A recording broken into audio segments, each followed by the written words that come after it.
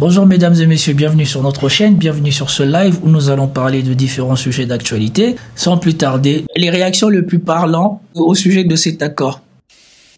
Alors oui Catherine, 15% c'est mieux que 30%, mais est-ce qu'on s'en sort bien avec ces 15%?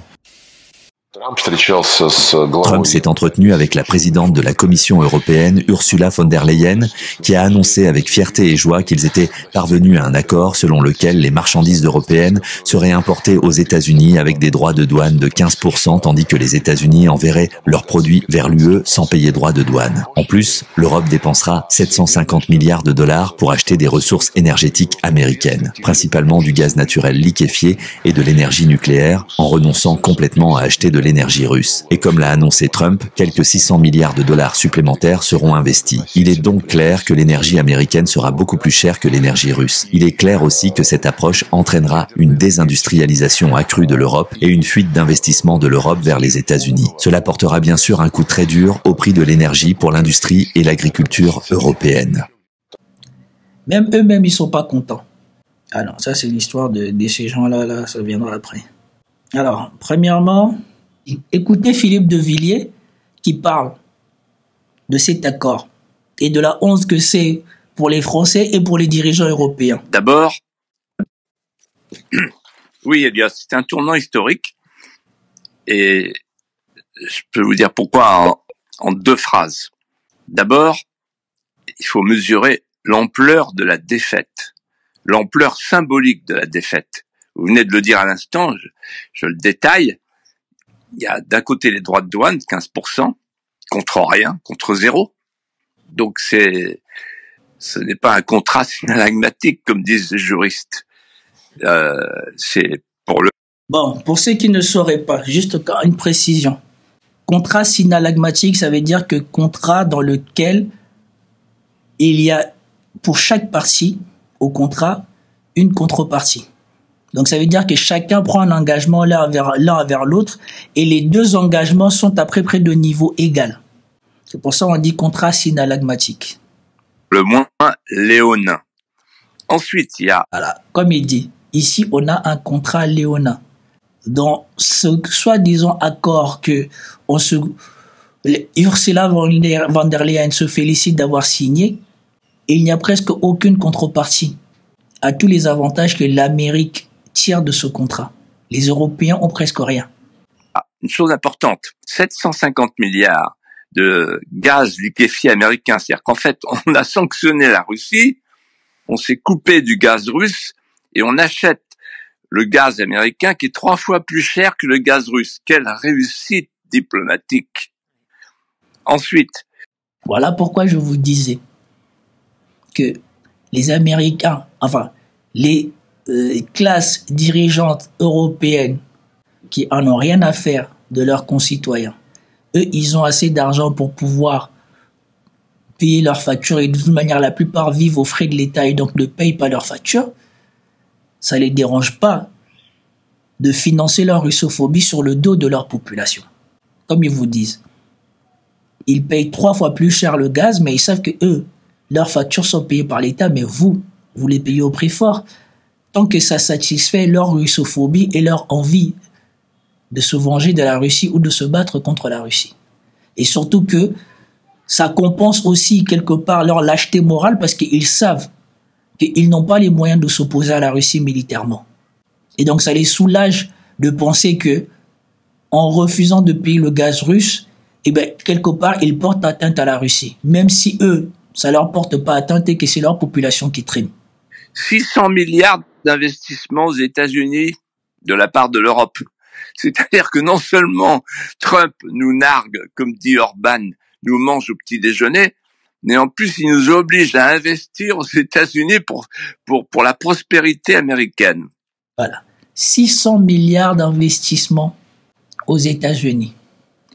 On rappelle qu'ils étaient en train d'essayer d'arracher pour soi-disant la défense européenne, toute l'Europe, ils essaient d'arracher un budget de 800 milliards d'euros qu'ils n'ont pas, qu'ils vont imprimer le billet.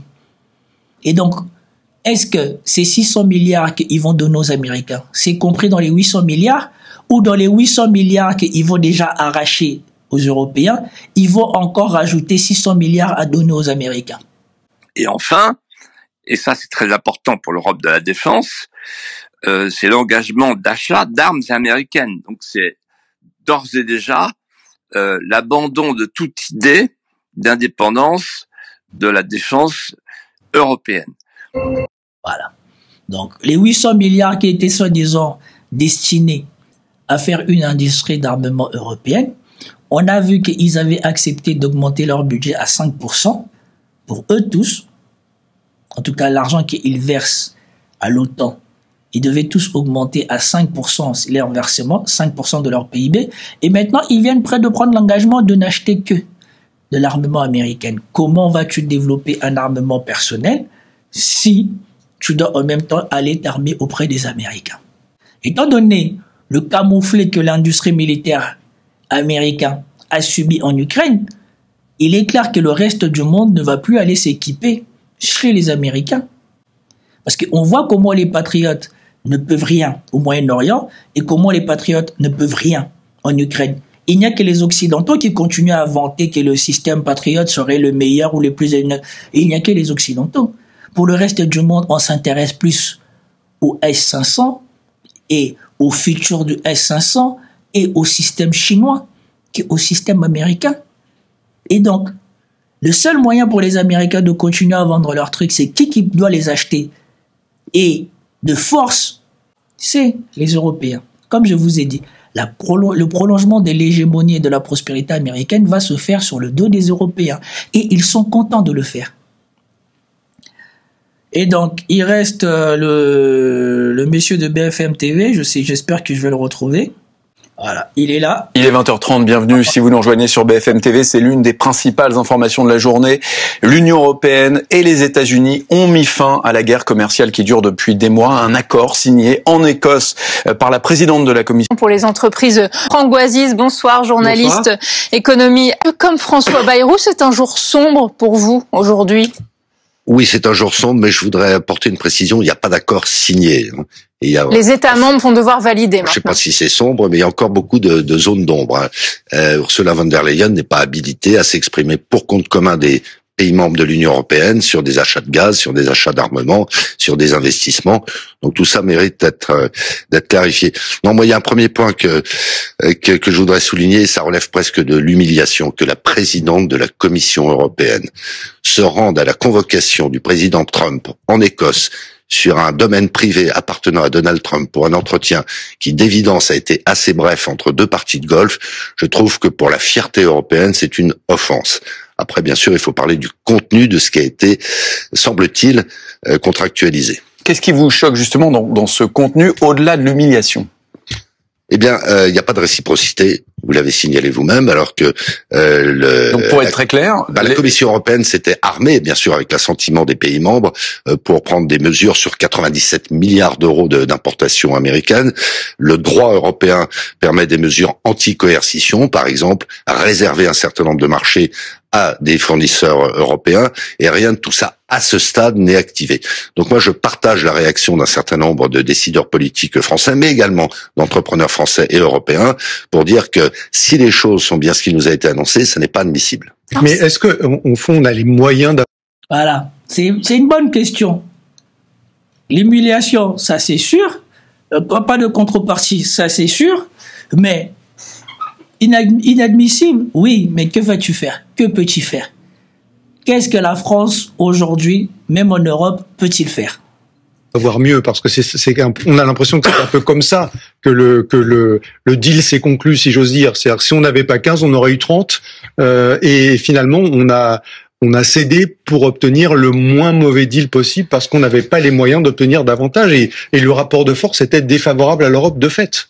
Alors, ça aurait pu être pire, hein, pour l'anecdote. Moi, j'étais à Cognac le 13 mars. Nous nous asseyions pour une réunion avec les producteurs de Cognac. Par définition, nos téléphones ont sonné. Le président Trump venait d'annoncer 200% de droits de douane sur le Cognac. Alors, évidemment, il y a une forme de soulagement pour celles et ceux qui étaient les plus exposés à ces mesures douanières. Mais je ne suis pas d'accord avec vous.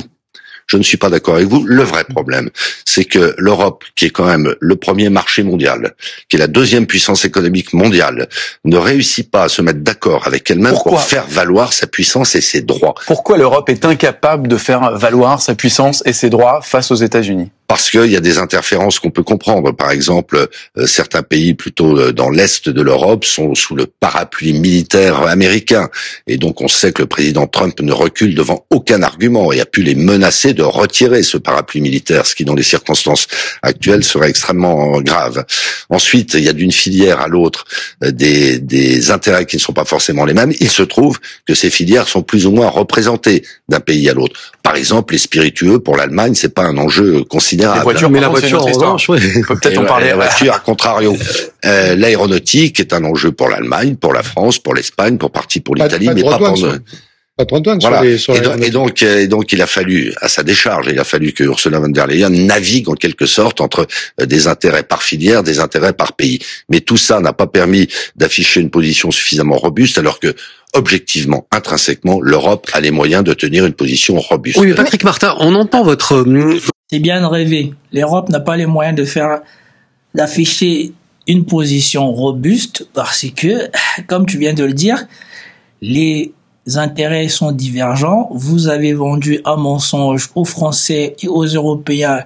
Dans plein de pays, on n'a pas voulu de ce que vous avez voulu. La preuve, l'Angleterre a obtenu un meilleur deal que vous, mais même l'Angleterre se faut spolier. C'est des choses qui étaient convenues d'avance, qui étaient sues d'avance, et que Trump ne fait que montrer au monde entier la réalité de ce qui est devenu aujourd'hui l'Occident.